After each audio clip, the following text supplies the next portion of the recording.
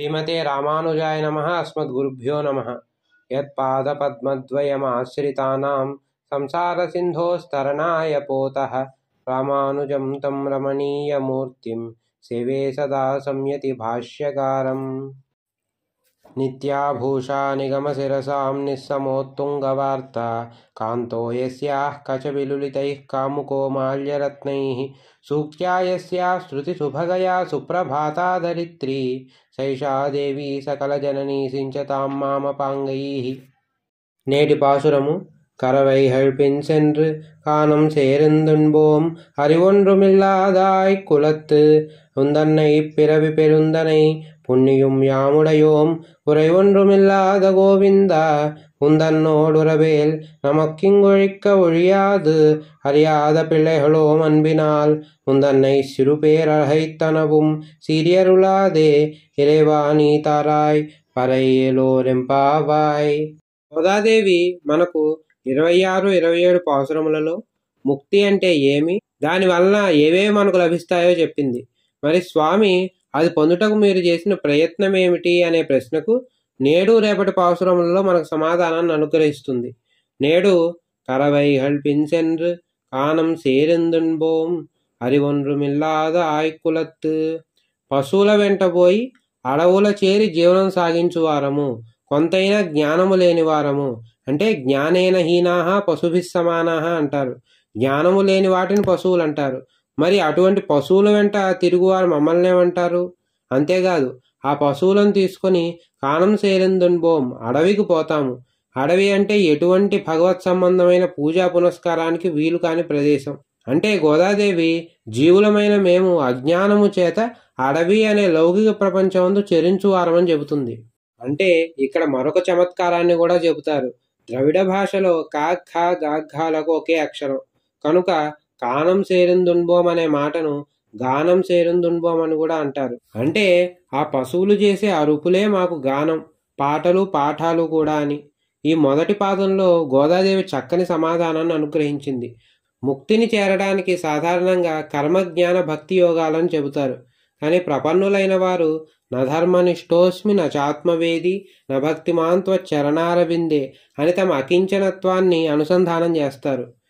దీన్నే నైత్యానుసంధానం అని కూడా అంటారు.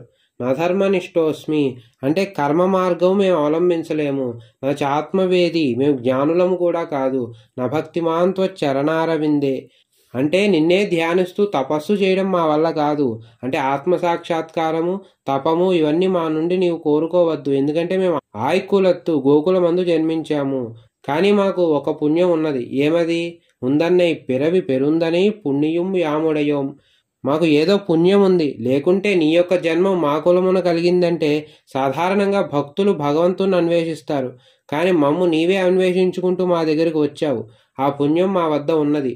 నీకు శరణాగతి ఒక్కటే మేము చేయగలము, అది కూడా నీవు మాకు ఎంతో సులభుడవై ఉన్నావు కాబట్టి. మరి పరమాత్మ నన్నే ఎందుకు శరణాగతి చేశారు అంటే, కురైవొండ్రుమిల్లాద గోవింద ఎటువంటి దోషము లేని వాడవు నీవే కనుక, గోవింద మా ఆయప్పాడికి సంబంధించిన వాడవు, అవాప్త సమస్త కామః నిండిన కోరికలు కలిగిన వాడవు.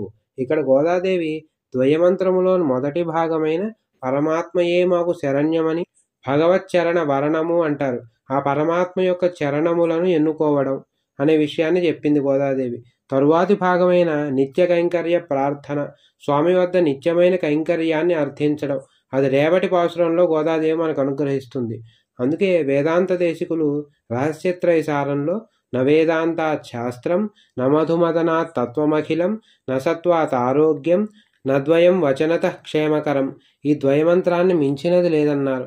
అటువంటి ద్వయము చేత ప్రతిపాదింపబడిన దోషరహితుడమైన పరమాత్మవు నీవు. కానీ వ్యాఖ్యాతలు చెబుతారు, పరమాత్మకు పూర్వం ఒక బాధ ఉండేదట, ఈ జీవులను తాను తన వద్దకు చేర్చుకోలేకపోయానని. కానీ ఆళ్వారుల వంటి నిత్యసూరులు అవతరించాక స్వామికి ఉపశమనం కలిగిందట. అది కూడా తన శేషుడైన రామానుజులు అవతరించాక ఆ బాధ పూర్తిగా నశించిందంటారు. అటువంటి భక్తవాత్సల్యం కలిగిన వాడివి నీవే కాబట్టి నిన్ను మేము శరణాగతి చేస్తున్నాం అని చెబుతుంది గోదాదేవి ఈ పాదంలో. అది నీవు మాకేదో విడిగా దానం ఇవ్వడం లేదు. ఉందన్నోడొరవేల్ నమక్కు ఇంగొழிక్క ఒழியாது. నీకు మాకు గల సంబంధం విడదీయాలనుకున్నా విడదీయలేము. నీవు నిర్హేతుక కృపా సంపన్నుడవు. మోక్షమును అనుగ్రహించుటయే నీ యొక్క లక్షణము కర్తవ్యము. ఎవరికి? జీవులమైన మాకు. ఎందుచేత? నీకు మాకు విడదీరాని సంబంధం కలదు కాబట్టి. అరియాద పిళ్ళైహలో మన్బినాల్ ముందన్నై చిరుపేర్ అర్హైత్తనவும் సీరియరులాదే. ఇక్కడ 3 పదాలను గోదాదేవి చెబుతుంది. అరియాద, పిళ్ళైహలోం, అన్బినాల్. జ్ఞానము లేని వారము, చిన్న గోపికలము, ఆడువారము, అయినా నీవు మాకు చిక్కావు. ఎందుచేత? అన్బినాల్, ప్రేమ చేత. ఇక్కడ ఆడువారము అన్నదానికి పుమాన్ విష్ణురితి ఖ్యాత స్త్రీప్రాయమితరం జగత్. పరమాత్మ అయిన స్వామియే పురుషుడు. గోదాదేవి మనందరి తరపున జీవులమైన మేము స్త్రీలము. అది కూడా అరియాద, కర్మజ్ఞాన భక్తి మార్గములను కాక అన్బినాల్, కేవలం ప్రేమచేత నిన్ను పొందాలి అనుకున్న వారము. గోదాదేవియే కాక పురుషులైన ఆళ్వారులు సైతం స్వామిని కీర్తిస్తూ నాయికాభావాన్ని పొందారు. ఒక సఖిగా తమను స్వామికి భావిస్తూ నమ్మాళ్వార్లు పరాంకుశ నాయికగా, తిరుమంగై ఆళ్వార్లు పలకాల నాయికగా పాసురములను మనకు అనుగ్రహించారు. ఉందన్నై సిరుపేర్ అహైత్తనவும் సీరి అరులాదే. నిన్ను చిన్న పేర్లతో పిలిచామని మమ్మల్ని కోపగించుకోకు. ఏమని పిలిచింది చిన్న పేర్లు? ఇప్పుడు ఏమి గొప్ప పేరు పిలిచిందని అంటే గోవింద. మరి ఇంతకుముందు ఏమనింది? నారాయణనే నమక్కే అని నారాయణ నామాన్ని పిలిచింది. ఏమంటే నారాయణ నామం అనేది చిన్నదా? కాదు. దీనికి వ్యాఖ్యాతలు మనకి ఈ విధంగా సెలవిస్తారు. నారాయణుడు అంటే సర్వమునకు రక్షకుడని, మరి గోవింద అంటే ఈ గోవులను గోపకులను రక్షించిన వాడని ప్రాథమికమైన అర్థం. అంటే పరమాత్మ పిరవి పెరుందనై మనలో ఒకనిగా జన్మించి మనలను అనుగ్రహించినప్పుడు నీవు అందరికీ రక్షకుడవు కాబట్టి మమ్మల్ని అనుగ్రహించావు అంటే కోపం వస్తుందట. ఎలాగైతే ఒక మహామండలేశ్వరుడైన రాజు మన గ్రామానికి వచ్చి మన ఆర్తిని హరిస్తే ఏదో రాజ్యం మొత్తానికి రాజు కాబట్టి మా గ్రామాన్ని వెలుగొందజేశాడు అనడం ఏ విధంగా సబబు కాదు, అలాగే స్వామిని కూడా మనం గోవిందా అని పిలిచినప్పుడు మమ్మల్ని అనుగ్రహించడానికి కోసం వచ్చావు అంటే ఎంతో ఆనందిస్తాడట. ఇరైవాని తారాయ్ పరయేలో రెంపావాయ్. నీవు మాత్రమే ఇవ్వగలిగిన పర అనే దాని గురించి రేపు విపులంగా చెబుతుంది గోదాదేవి. అప్పటి వరకు ఒక భేరీ వాద్యం అనుకుందాం. ఆ పురుషార్థాన్ని నీవే ఇవ్వగలవు. నప్పిన పిరాట్టి తాను చేసే పురుషకారమును అనుగ్రహించింది నీదే తరువాయి అని గోదాదేవి చెబుతుంది.